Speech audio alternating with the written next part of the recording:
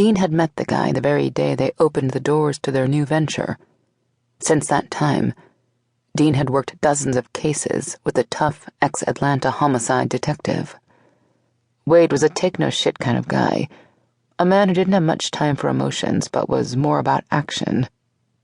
Dean liked the guy, he respected him, and he knew Wade's secrets. But he doesn't know mine. Only one person at Lost did, and Gabe was a fucking vault. The man didn't share the secrets that his friends gave him. "Want me to take that one?" This voice was softer, feminine, and belonged to Dr. Sarah Jacobs. Sarah was petite, with dark chocolate eyes and jet black hair. She was also the person on the team he normally avoided the most, since Sarah was the one who liked to screw with minds. She was the shrink, the profiler who slid into killers' minds far too easily, mostly because that was a family skill. "Emma Castille is 25, self-employed with no family in the New Orleans area," Sarah began. Shit, so she'd been researching Emma. He shouldn't have been surprised. After all, he was the one who'd originally tipped Sarah off about Emma, and now that Emma thought she was joining their hunt, well, the whole team would need to know about her. "She's a scam artist," Dean said, but then he frowned. Those words just felt wrong. He had a flash of Emma's bright eyes, her winking dimples. He shook his head. "No." The words sounded like an angry growl coming from him, and he saw Sarah glance his way in surprise. "Her father was a con artist. About 10 years ago, he said that he'd figured out who abducted the two Donovan twins. Twin girls who'd gone missing from a rich suburb in Dallas.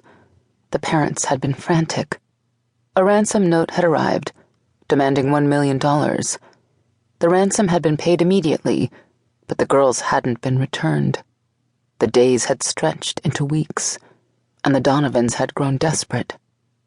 The mother had started calling in psychics to help her find her daughter. One of those so-called psychics had been John Castille and his daughter Emma.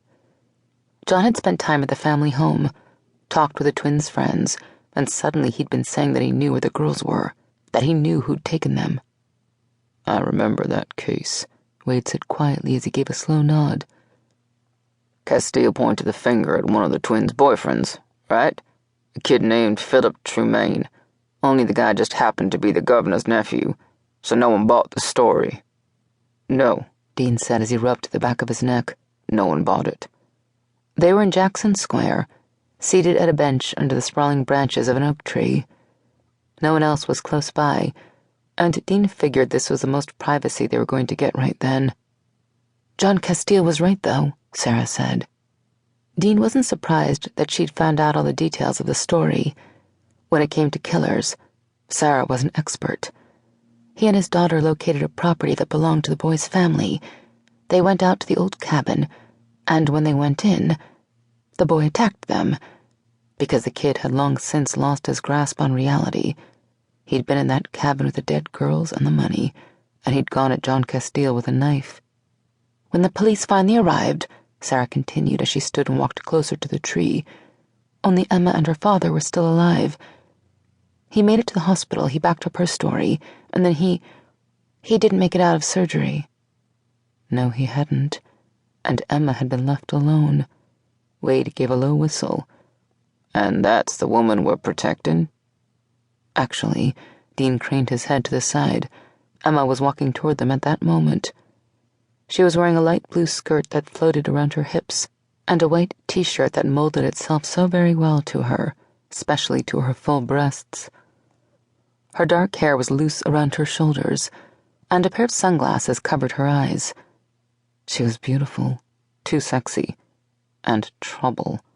"That's the woman." Wade shot to his feet.